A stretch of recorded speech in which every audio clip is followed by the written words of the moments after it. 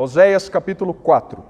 Ouvi a palavra do Senhor, vós, filhos de Israel, porque o Senhor tem uma contenda com os habitantes da terra, porque nela não há verdade, nem amor, nem conhecimento de Deus.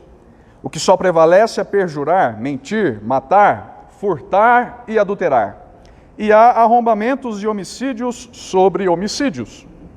Por isso, a terra está de luto, e todo o que mora nela desfalece, com os animais do campo e com as aves do céu. E até os peixes do mar perecem. Todavia ninguém contenda, ninguém repreenda, porque o teu povo é como os sacerdotes aos quais acusa. Por isso tropeçarás de dia, e o profeta contigo tropeçará de noite, e destruirei a tua mãe. O meu povo está sendo destruído porque lhe falta o conhecimento. Porque tu, sacerdote, rejeitaste o conhecimento, também eu te rejeitarei, para que não sejas sacerdote diante de mim. Visto que te esqueceste da lei do teu Deus, também eu me esquecerei de teus filhos. Quanto mais estes se multiplicaram, tanto mais contra mim pecaram. Eu mudarei a sua honra em vergonha. Alimentam-se do pecado do meu povo, e da maldade dele têm desejo ardente. Por isso, como é o povo, assim é o sacerdote. Castigá-lo-ei pelo seu procedimento, e lhe darei o pago das suas obras. Comerão, mas não se fartarão. Entregar-se-ão à sensualidade, mas não se multiplicarão, porque ao Senhor deixaram de adorar. A sensualidade, o vinho e o mosto tiram o entendimento. O meu povo consulta o seu pedaço de madeira, e a sua vara lhe dá resposta. Porque um espírito de prostituição os enganou. Eles, prostituindo-se, abandonaram o seu Deus. Sacrificam sobre o cimo dos montes e queimam incenso sobre os outeiros, debaixo do carvalho, dos choupos e dos terebintos, porque é boa a sua sombra. Por isso, vossas filhas se prostituem e as vossas noras adulteram. Não castigarei vossas filhas que se prostituem, nem vossas noras quando adulteram, porque os homens mesmos se retiram com as meretrizes e com as prostitutas cultuais sacrificam. Pois o povo que não tem entendimento corre para a sua perdição. Ainda que tu, ó Israel, queres prostituir-te, contudo, não se faça culpado Judá. Nem venhais a Gilgal e não subais a Bet-Avém, nem jureis dizendo, vive o Senhor. Como vaca rebelde se rebelou Israel. Será que o Senhor o apacenta como a um cordeiro em vasta campina? Efraim está entregue aos ídolos, é deixá-lo. Tendo acabado de beber, eles se entregam à prostituição. Os seus príncipes amam apaixonadamente a desonra. O vento os envolveu nas suas asas, e envergonhar-se-ão por causa dos seus sacrifícios. Até aqui, meus irmãos, nós já fomos dirigidos a Deus no início do nosso encontro aqui pelo nosso irmão presbítero José Eugênio, então vamos avançar para o estudo da Palavra de Deus. Hoje nós estamos no nosso 13º estudo aqui no livro do profeta Oséias e vamos abordar, como eu já disse no início, os versos compreendidos do verso de número 7 ao verso de número 10 deste capítulo 4. Nosso objetivo, portanto, é continuar a aprender adequadamente o estado decadente no qual chegou Israel, o reino do norte, lá no século VIII antes de Cristo. Não percam esse recorte histórico de vista.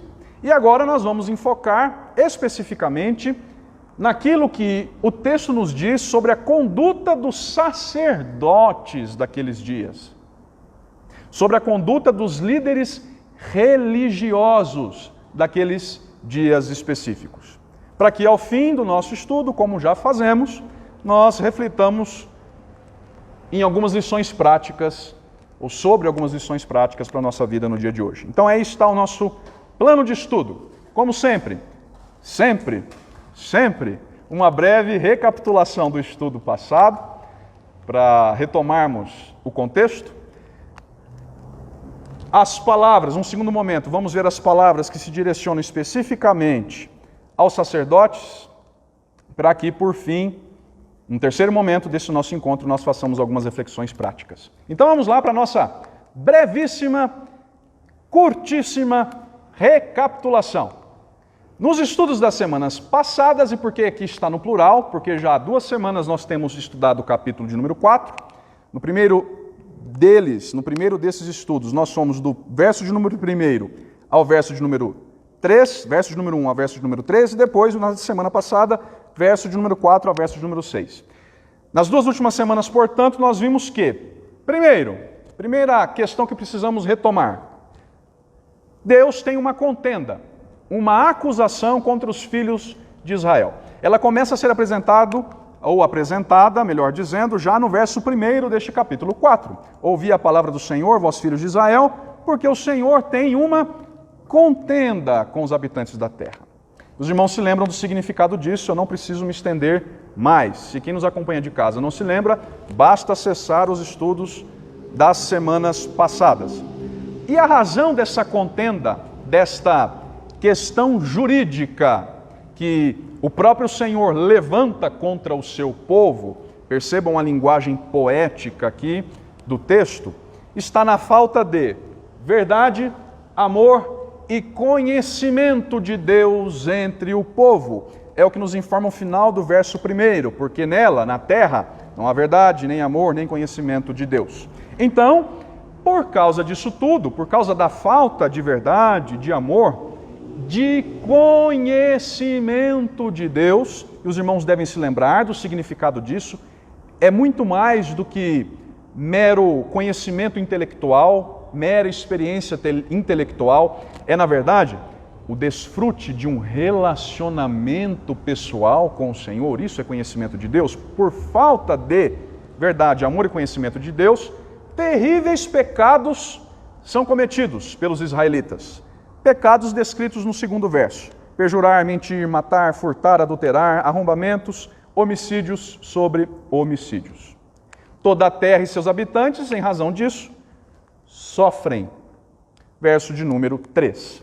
Ok? Esse foi o estudo de 15 dias atrás, dos versos de número 1 ao verso de número 3. Na semana passada, continuando o estudo desse 4º capítulo, versos 4 a 6, nós vimos que o povo rebelde não tem o direito de responder a essa contenda divina, a essa causa, entre aspas, jurídica, na qual o Senhor é o acusador e o justo juiz, que ele mesmo, Yahvé, apresenta por meio do profeta. Vimos isso no verso de número 4, primeira parte: todavia ninguém contenda, ninguém repreenda. O povo, por estar errado, não tem o direito de responder aquilo que Deus está apresentando em contenda. E por causa do seu pecado, tropeçará completamente. Verso de número 5. Por isso tropeçarás de dia, e o profeta contigo tropeçará de noite, e destruirei a tua mãe. Mãe, aliás, que deve ser quem está aí, né? Então vamos lá. Verso de número 5 deixa claro que Israel tropeçará, que o povo de Deus, por causa de seu pecado, de sua rebeldia, cairá. E nós sabemos os significados disso. Vai para o cativeiro. Por lhe faltar o conhecimento de Deus, o reino de sacerdotes, de acordo com a linguagem do Êxodo, por exemplo, livro no qual nós lemos essa identificação de Israel, do povo de Deus, um reino de sacerdotes. Esse reino de sacerdotes, o povo do Senhor, especificamente aqui, o reino do norte, será rejeitado. Verso 6. Porque tu, sacerdote, rejeitaste o conhecimento, também eu te rejeitarei, para que não seja sacerdote diante de mim. Notem, o que é que nós vimos na semana passada? Ainda aqui no verso 6, essa identificação, essa palavrinha sacerdote, ainda está relacionada ao povo como um todo. A referência está ligada a Israel como um todo, o reino de sacerdotes, e não as figuras dos sacerdotes em si, dos oficiais religiosos que administravam seu ofício naqueles dias. A figura ainda faz referência aqui ao reino de Israel, ao reino como um todo, no verso de número 6, ao reino de sacerdotes. E visto que eles se esqueceram da lei de Deus, final do verso 6, Deus disse: também eu me esquecerei de teus filhos. Isso aqui fica claro, não é?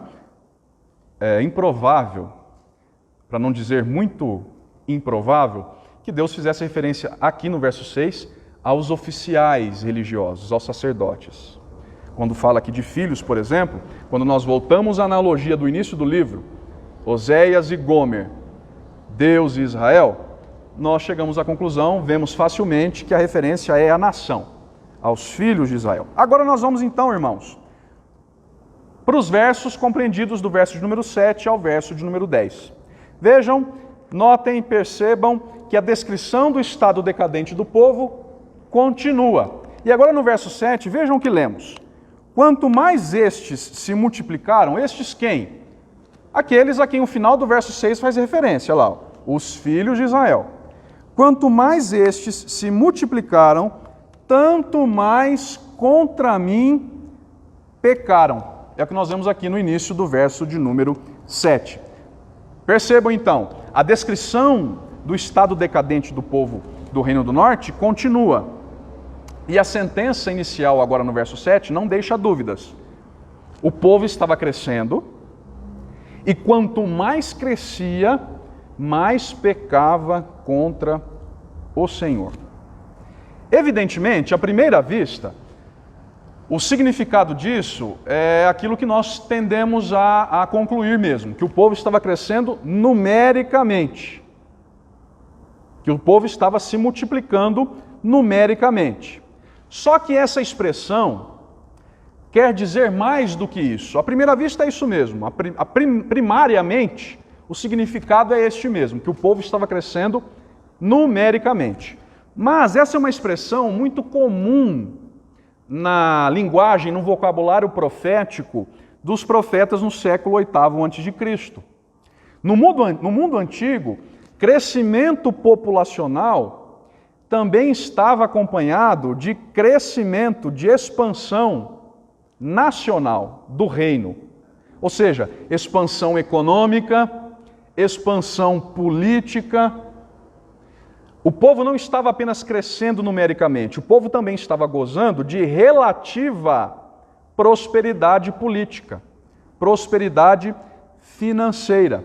E se os irmãos se lembram bem da primeira aula que nós, aliás, estudo que nós tivemos aqui no livro do profeta Oséias, lá para os idos de janeiro, os irmãos devem se lembrar do contexto histórico do profeta. Quem era mesmo o rei, chamemos contemporâneo, né? Apesar das pequenas diferenças que há de tempo, nos dias do profeta Oséias, qual é o rei do Reino do Norte, Israel, que ele menciona lá no versículo 1 do capítulo 1? Quem se lembra?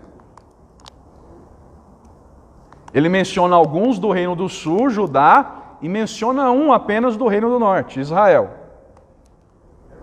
Jeroboão II. Se os irmãos se lembram bem do nosso primeiro estudo neste livro, os irmãos devem ter em mente já que nós falamos naquela ocasião que, de fato, o período do reinado de Jeroboão II sobre Israel foi mesmo um período de prosperidade econômica, um período de prosperidade nacional do reino, assim chamemos, um período de prosperidade política. O reino sob Jeroboão II se expandia consideravelmente. Esse é o significado aqui. Primariamente é crescimento numérico, mas há outras questões relacionadas a isso. E como o povo respondia a todo esse crescimento? Como é que o povo reagia diante dessa expansão numérica, mais política, econômica e nacional, essa prosperidade da qual estava desfrutando? Com pecados. Com ingratidão. Quanto mais a nação crescia, maiores eram os pecados dos israelitas. E nós já vimos isso, quando olhamos para capítulos, versos anteriores, né? O povo tributava a Baal o reconhecimento da sua prosperidade, aos Baalins O povo dizia que aquilo que estava ganhando, a prosperidade da qual estava desfrutando, vinha de Baal. Então é essa denúncia que nós temos de fundo aqui no início do verso de número 7. E aí vejam, meus irmãos, que como resultado, ainda nesse verso de número 7, Deus diz, o Senhor anuncia por meio do profeta, eu mudarei a sua honra em vergonha. Está aí no finalzinho do verso de número 7. Notem, portanto, que por causa disso, o Senhor anuncia que trocará toda a crescente glória do reino de Israel, a prosperidade da qual Israel estava desfrutando, a respeito da qual nós lemos aqui, por vergonha. Os pecados cresciam entre o povo ignorava a verdadeira origem da prosperidade da qual estava desfrutando, e por isso Deus diz agora, então eu mudarei a sua honra, Israel, em vergonha. O povo está prestes a cair do alto da sua prosperidade. O povo será servo, será cativo por um povo inimigo, por um reino inimigo. O Senhor disciplinará o reino rebelde de Israel. Até aqui, eles tinham motivo para se orgulhar politicamente, financeiramente. Estamos crescendo, estamos em expansão. Mas olha só o que o Senhor diz, essa honra, por causa do pecado de vocês, será transformada em vergonha. O Senhor mostrará quem realmente está no controle de tudo. E obviamente, irmãos, com isso, demonstrará também a impotência dos ídolos. Porque Israel tributava aos ídolos a sua prosperidade. Quando a sua honra for trocada por vergonha, verá que, na verdade, os ídolos a quem tanto devotou a sua adoração, o seu amor, nada eram.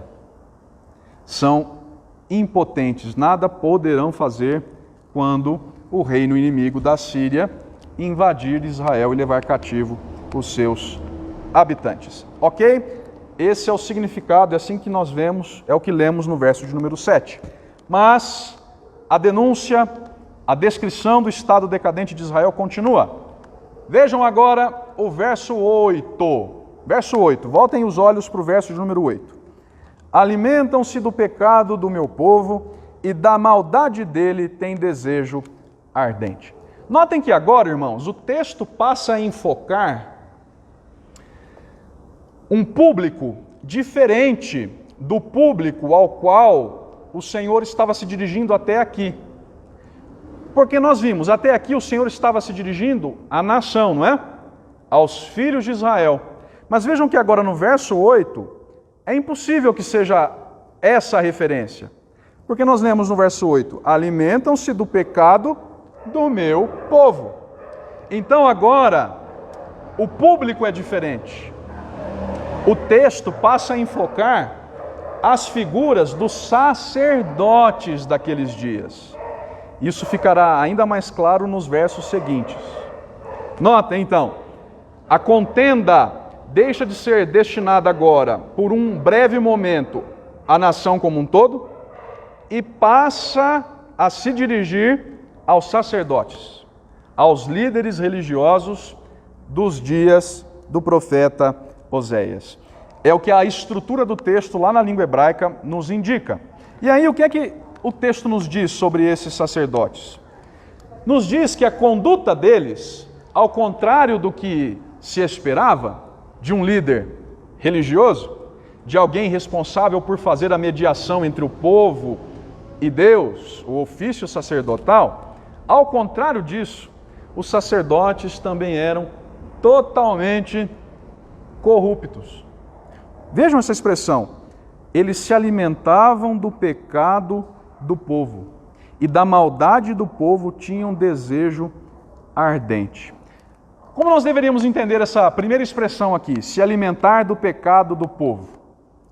A melhor opção, irmãos, segundo os estudiosos, é a seguinte. Prestem atenção para não perder o raciocínio. Quanto mais o povo cometia pecados, e era isso, o povo estava cometendo pecados à medida que crescia, também cresciam os seus pecados. quanto mais o povo cometia pecados, mais ofertas e sacrifícios fazia a Deus, tentando aplacar a ira de Deus em relação aos seus pecados. Religiosamente, quanto mais pecava, mais ia ao santuário oferecer ofertas e sacrifícios pelos seus pecados, sem o menor arrependimento, sem o menor entendimento do real significado disso. Religiosamente, no mau sentido da palavra, achava que podia fazer uma barganha com Deus. Eu vivo a vida do jeito que eu quero e eu vou lá satisfazer a ira de Deus, oferecendo meus sacrifícios, oferecendo as minhas ofertas. E quem é que tinha a responsabilidade de receber essas ofertas e esses sacrifícios? Os sacerdotes. E como os irmãos sabem, à luz da lei mosaica, os sacerdotes também poderiam se beneficiar dessas ofertas. A eles era reservada uma parte das ofertas, dos sacrifícios, algumas porções daquilo que era oferecido, das quais eles poderiam também se beneficiar. Marquem aí o texto de Oséias e abram em Levítico, capítulo 7. Alguém leia, por favor, para mim, os versos 14 e 15. Levítico, capítulo 7, versos 14 e 15. Outra pessoa, versos 31 a 34, deste mesmo capítulo 7. E por fim, outra pessoa, Levítico 24, verso 9. Então, a primeira pessoa lerá Levítico 7, versos 14 e 15. A segunda, Levítico 7, de 31 a 34. E por fim, outra pessoa, Levítico 24, verso 9. Vamos lá para o primeiro texto, Levítico 7, versos 14 e 15. O que é que diz aí? E de toda oferta trará um bolo por oferta ao Senhor, que será do sacerdote, que aspergir o sangue da oferta pacífica, mas a carne do sacrifício de ação de graças da sua oferta pacífica se comerá no dia do seu oferecimento, nada se deixará dela até amanhã. Então vejam, quando os israelitas vinham ao santuário para oferecer seus sacrifícios e suas ofertas, uma porção dos sacrifícios e ofertas era destinada aos sacerdotes.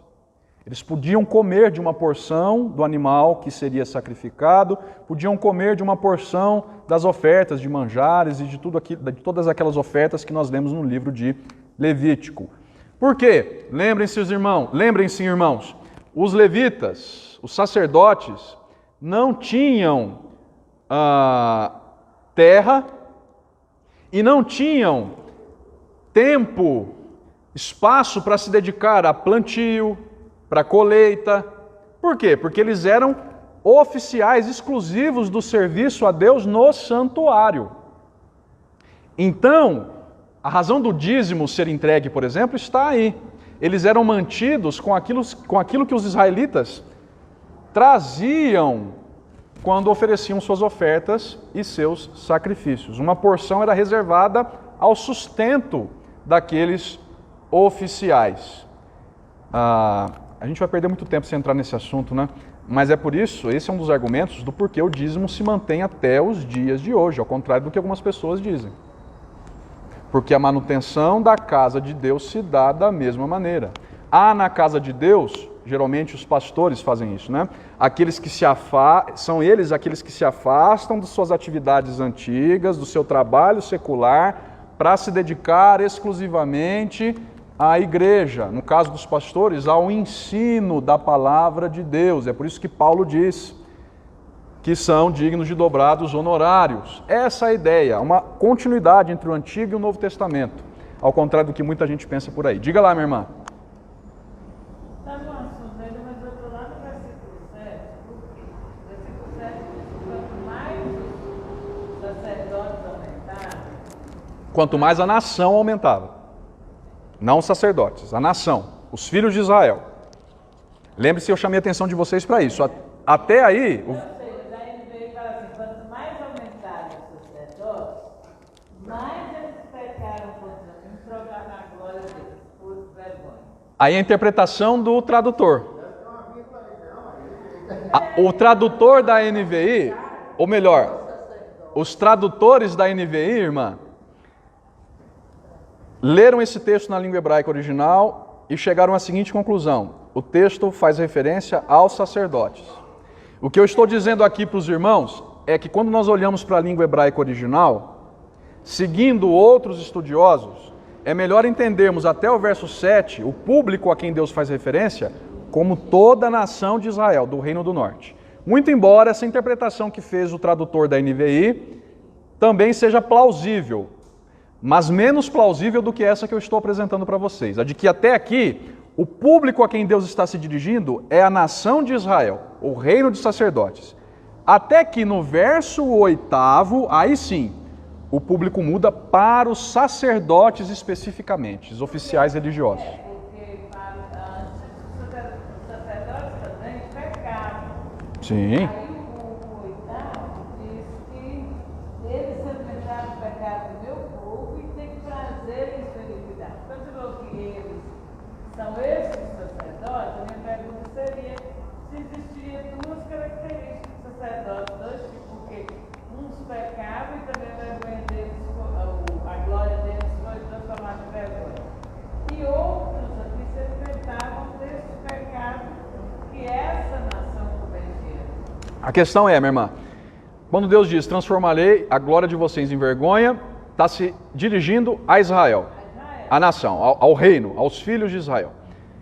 E aí, ao denunciar o pecado de todo o povo, é como se Deus dissesse, mas os sacerdotes não estão de fora. Eles também serão disciplinados por mim. Nós veremos, isso ficará mais claro a partir do verso 9. Ou seja, é como se Deus dissesse, os líderes religiosos não estão de fora dessa descrição toda que eu estou fazendo do meu povo, dessa situação decadente de pecado na qual chegou. Eles também têm a sua parcela de culpa. Eles também estão distantes de mim, essa é a ideia. E aí, irmãos, voltando, Levítico 31 a 34, Levítico 7, desculpe, Levítico 7, de 31 a 34, o que é que diz o texto? Bem rapidinho.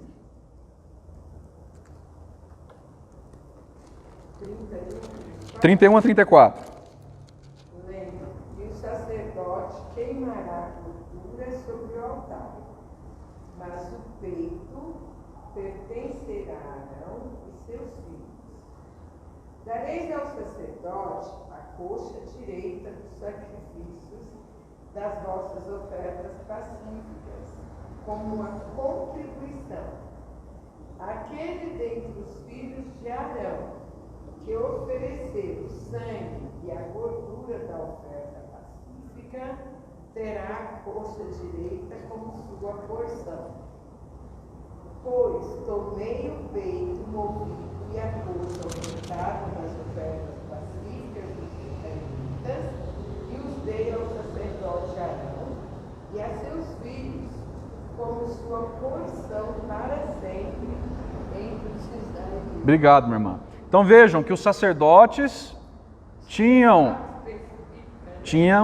partes específicas, porções que eram destinadas ao sustento dos sacerdotes, que oficiavam no santuário. Por fim, capítulo 24, verso 9, a ideia que eu quero reforçar aqui é a mesma com esse texto, diz assim lá o verso 9 do capítulo 24.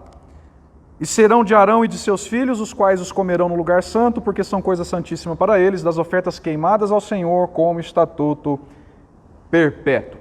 Ok? Então vejam, irmãos, que as ofertas e sacrifícios pelos pecados eram trazidos aos sacerdotes. Eles tinham o dever de apresentar tais ofertas e sacrifícios a Deus no santuário. Eles podiam comer porções daquilo que era trazido.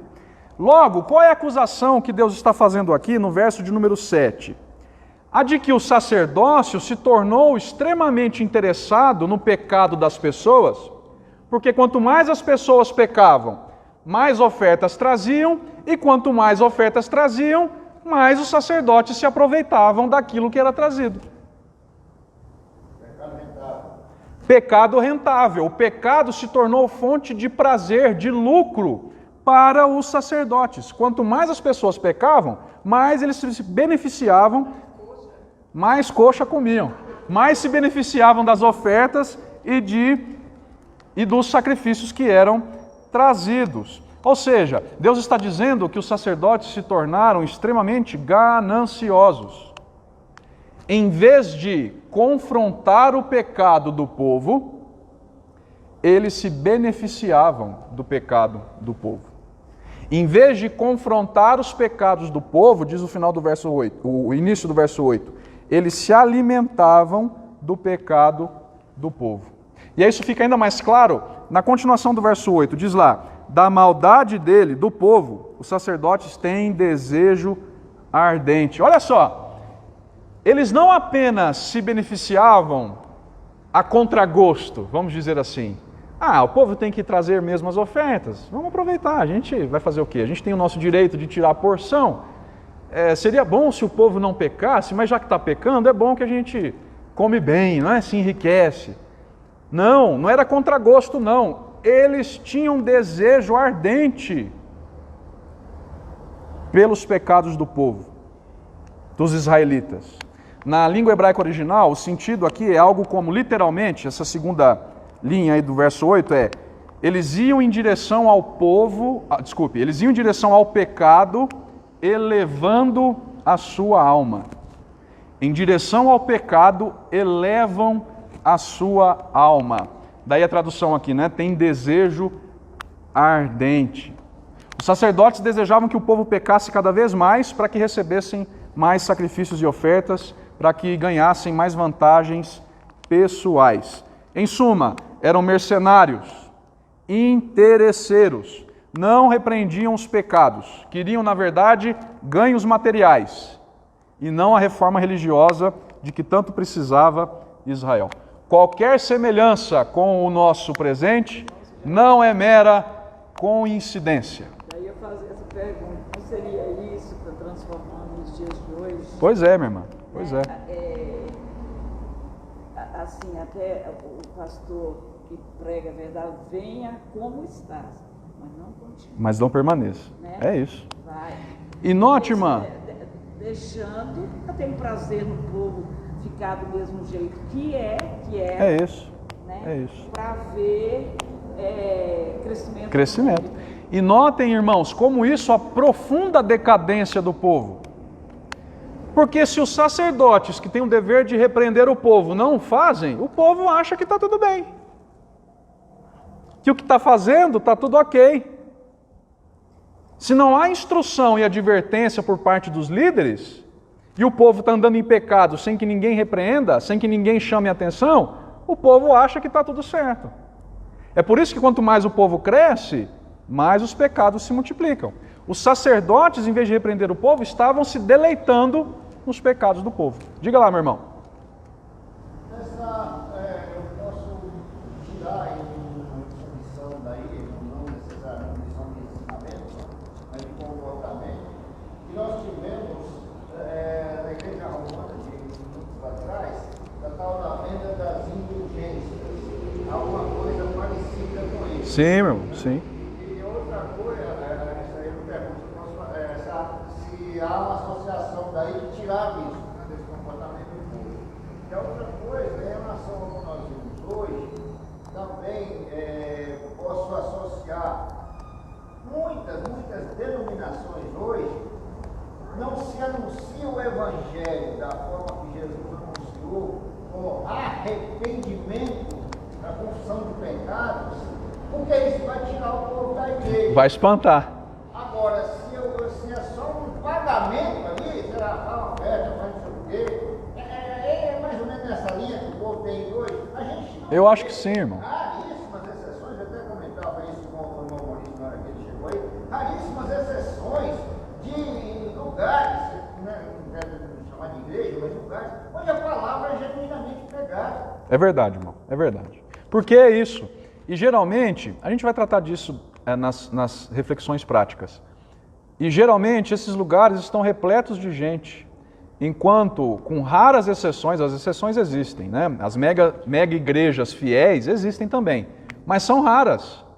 Raras são as igrejas que, pregando o evangelho fielmente, são grandes, crescem absurdamente, não é? Acontece, há exceções, mas é raridade. Por quê? Porque a pregação fiel afugenta muita gente, muito bode, né? Na linguagem de Jesus. Mas é isso, exatamente isso, irmão, concordo. Há muita semelhança com o que nós vemos hoje. E aí vejam, irmãos, então, o que Deus diz no verso 9, por meio do profeta, né? Na linguagem de Oséias. Por isso, como é o povo, assim é o sacerdote. Em suma, tal povo, tais sacerdotes. Já ouviram aquele ditado, não é? Tal pai, tal filho? Nossa, como é parecida com o pai, a criança. Até nos jeitos se parece muito com o pai. Pai, tal filho. Olha só o que nós lemos aqui no verso 9. A ideia é parecida. Deus diz, como é o povo, assim é o sacerdote. Ou seja, Deus está dizendo, há perfeita identificação entre o povo e os sacerdotes. Há uma perfeita identificação, e no sentido negativo. Por quê? Porque assim como o povo estava afundado em pecados, os sacerdotes também estavam afundados em pecados. E eles não só compartilham desse estado de decadência, porque eles também compartilharão do castigo de Deus. Olha o que diz a continuação do verso. Castigá-lo-ei pelo seu procedimento e lhe darei o pago das suas obras. Então é como se lêssemos. Como o povo é pecador, está afundado em pecado, assim também estão os sacerdotes, assim também está o sacerdote. Como o povo será disciplinado por seus erros, assim também será o sacerdote, o líder religioso. O sacerdote também será incluso no julgamento por vir. Isso fica claro quando nós vemos o verso 10. Vejam de que se trata esse julgamento. Aliás, deixe-me só voltar rapidinho aqui para o verso 9, só para a gente para entender o que é que diz o finalzinho lá, né? Castigá-lo-ei pelo seu procedimento. A gente deve lembrar, eu já falei isso aqui em estudos passados, que o termo aqui, castigar, na língua original tem o significado primário de retribuir, de chamar para responder pelos seus atos. Por que é importante frisar isso, irmãos? Porque o sentido aqui é o de prestar contas. Quando nós lemos aqui castigá-lo-ei, não é que Deus é um Deus sádico, que tem prazer na dor das pessoas, um Deus que castiga porque tem prazer na dor das pessoas, que tem prazer na dor alheia. Não é isso. Aqui está destacada a justiça de Deus. Não é que Deus tem prazer na dor alheia. A ideia é de que Deus faz com que o ser humano responda por seus atos, porque Ele é um Deus justo. Os sacerdotes deverão responder, serão chamados a prestar contas por causa da sua ação ou das suas ações pecaminosas. Deus os retribuirá de acordo com as suas ações. Não é que Deus é um Deus que tem prazer na dor, no castigo, um Deus sádico, não é? A ideia aqui é que os pecadores receberão de volta as consequências dos seus pecados. As suas ações serão exigidas por Deus. Deus lhes dará a paga disso tudo. E aí tem o verso 10. Quais serão os resultados, as consequências? Comerão, mas não se fartarão.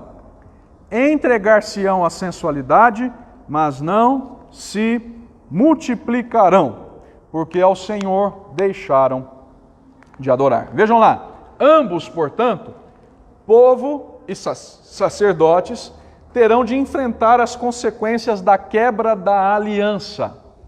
Primeira delas, eles comerão, mas não serão fartos. Vale lembrar, irmãos, que comer e se sentir satisfeito com o fruto da terra era sinal da bênção pactual de Deus. Isso nós vemos lá em Deuteronômio, capítulo de número 8, verso de número 10. Os irmãos não precisam abrir, se não quiserem, mas eu vou ler para os irmãos o que está lá em Deuteronômio 8, verso 10. Prestem atenção, olha o que diz o texto. Deus falando a respeito das suas bênçãos ao povo: comerás e te fartarás, e louvarás o Senhor teu Deus pela boa terra que te deu. Era uma bênção de Deus comer e se fartar com aquilo que se comia. Mas essa bênção deixará de acompanhar o povo. Eles, e os sacerdotes, né? O povo, os sacerdotes inclusos aí no povo.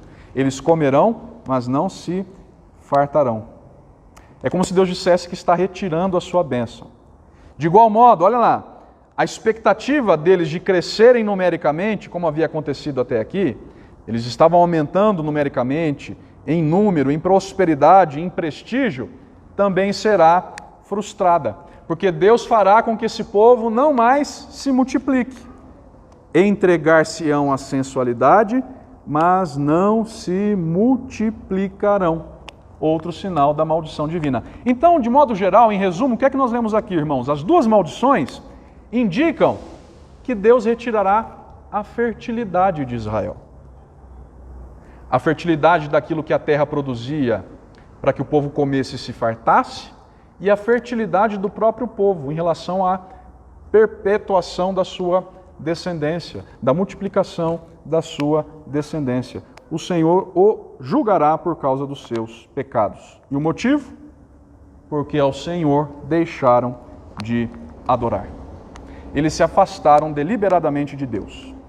Abandonaram ao Senhor, se entregaram a ídolos, se prostituindo espiritualmente. Por causa disso, serão agora abandonados por Deus. Ivonete, minha irmã. Eles estão sendo,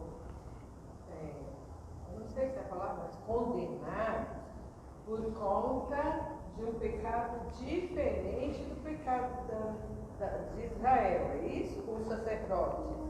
Eles não cometiam os mesmos pecados que Israel não, né? Isso vai ficar mais claro quando a gente estudar o capítulo 5. Lá no capítulo 5 nós veremos outras repreensões contra os sacerdotes. Mas é claro, irmã, que de modo mais específico não eram exatamente os mesmos pecados, os mesmíssimos pecados. Lembrem-se, de qual pecado fundamental, ou a partir de qual pecado fundamental Deus está levantando essa contenda contra o povo? A falta de amor, a falta de conhecimento de Deus, tudo isso, revelados principalmente na idolatria, na adoração a outros deuses. Aí os sacerdotes não cometiam isso. Não especificamente como povo, mas em suas práticas, como por exemplo essa aqui que nós vemos, de se alimentar do pecado do povo, de certa maneira, é outra coisa, de modo específico, mas no fim, de certo modo, revela o quê? A falta do conhecimento de Deus. A falta de relacionamento pessoal com Deus. O que eu quero dizer é o seguinte, minha irmã. Pense num iceberg. Vamos ilustrar. O iceberg tem a pontinha que nós vemos lá fora do mar.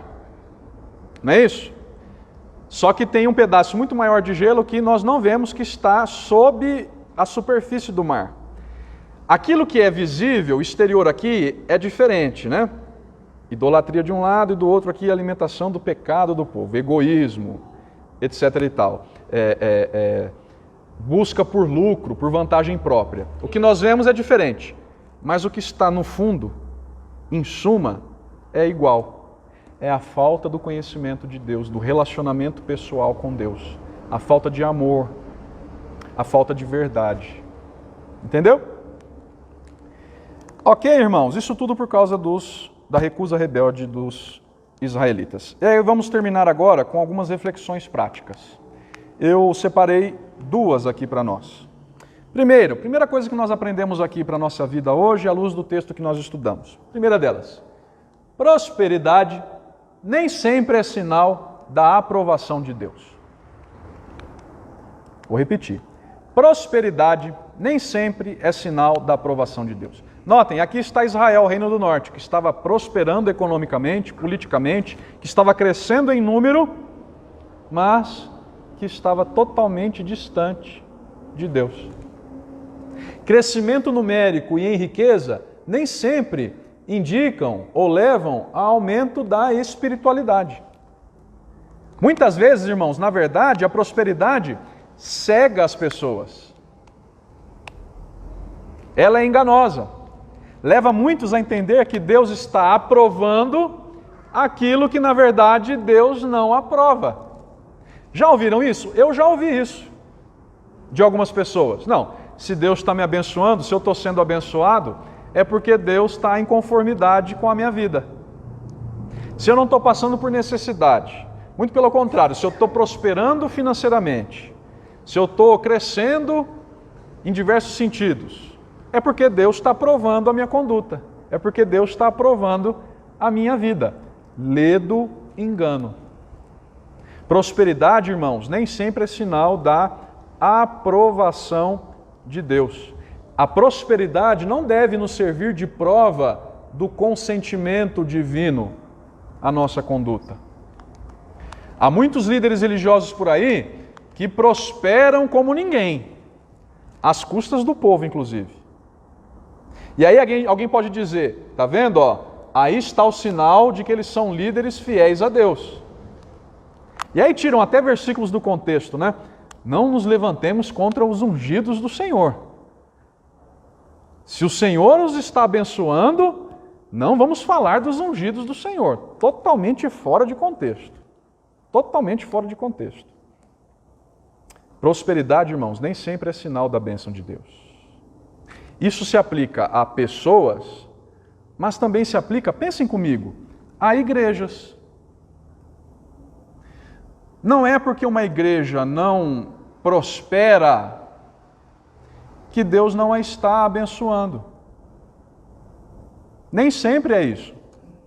Às vezes a igreja é pequena, às vezes a igreja tem dificuldades financeiras de honrar com seus compromissos, às vezes a igreja tem dificuldades para se inserir nos bairros nos quais está, mas isso não significa que Deus não está abençoando. E o inverso também é verdadeiro. Não é porque uma igreja está crescendo, olha só o tamanho daquele templo, olha só o tamanho, olha quantos membros tem aquela igreja, olha a multidão, não caberia nesse enorme salão aqui. Deus está abençoando, nem sempre, irmãos. Nem sempre. Prosperidade não é sinal da bênção de Deus, não. Israel estava aqui crescendo em prosperidade, mas estava totalmente distante de Deus. Segunda lição, sobre os líderes religiosos. E aqui eu quero desmembrá-la em duas, né? Primeiro, os líderes religiosos, à luz do que nós vimos aqui, devem se lembrar de que não respondem primeiramente aos homens. Eles respondem a Deus. A preocupação daqueles sacerdotes qual era? Vamos enriquecer. Vamos desfrutar dos pecados do povo. Olha aí. Mas se esqueceram de que um dia iriam prestar contas ao Senhor por seus atos. Alguém, por favor, lê esse texto para mim? Hebreus 13, 17. E a gente encerra aqui. Hebreus 13, verso 17.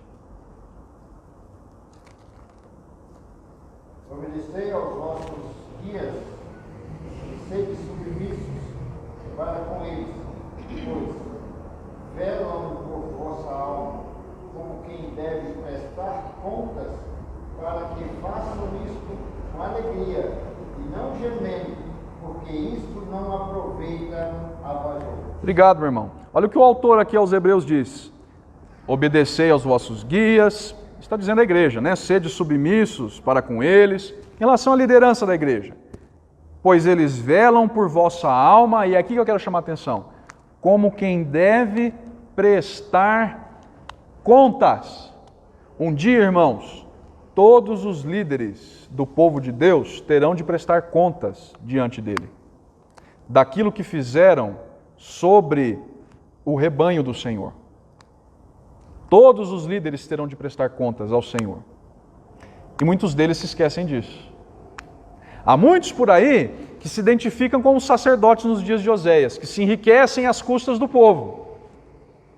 Eu não preciso citar nomes, vocês certamente conhecem, e mais do que o pastor que vos fala, inclusive. Mas um dia eles terão de prestar contas a Deus. Eles terão de prestar contas ao Senhor. Vejam, isso se aplica aos líderes, mas também se aplica aos membros. Sabe por quê, irmãos? Porque quando um líder fala algo que eu às vezes não gosto, mas que está baseado no que ensina a palavra de Deus, ele não fala baseado nos seus conceitos. Fala com base na palavra de Deus. E quando fala com base na palavra de Deus, fala porque sabe que um dia terá de prestar contas a Deus. Às vezes, aquilo que os líderes nos falam, seja por algum tipo de conduta errada nossa ou coisa do tipo, não nos agrada.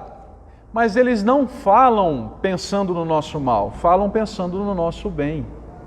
Falam porque um dia terão de prestar contas a Deus. Se não falarem, terão de prestar contas a Deus em relação àquilo que não falaram.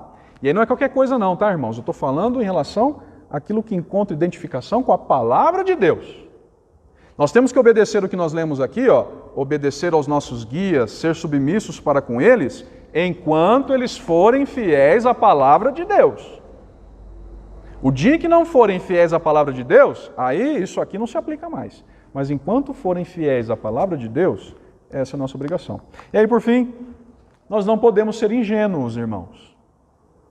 Ainda hoje há líderes que se alimentam às custas das desgraças alheias, das desgraças do povo de Deus. Para esses, o castigo divino é questão de tempo. E eu falo isso triste, mas sem o menor medo, porque é o que a Bíblia ensina. Para esses, o castigo divino é questão de tempo. A gente não pode ser ingênuo, irmãos. Sabe? Achar que todo mundo, só porque está falando de Jesus, é irmão nosso. Achar que está no mesmo barco. Não, a gente está jogando no mesmo time. A gente não pode ser ingênuo a esse ponto. Há líderes, igrejas, que infelizmente se identificam com os sacerdotes dos dias do profeta Oséias. Ok? Vamos orar para encerrar? 9 horas, já estamos no nosso horário. Alguma dúvida? Então vamos orar.